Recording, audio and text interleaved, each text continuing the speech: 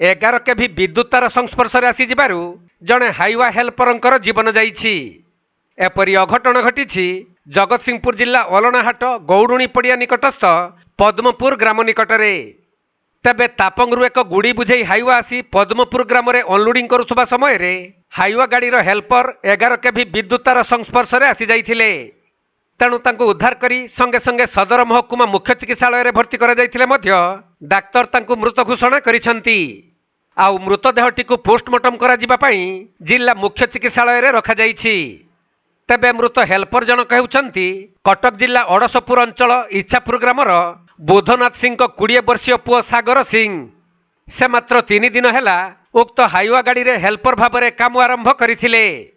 तेणु एभली दुखद घटना पई विद्युत विभाग को लोक माने दायी करिसंती। काहेकिना बहुत कम उच्चतार विद्युत तार झुली रहिथिबारु एही भली एक दुखदायक घटना घटी जाइछि। अन्यपटे हाइवा ड्राइवर को जगतसिंहपुर पुलिस अटक रखिछि।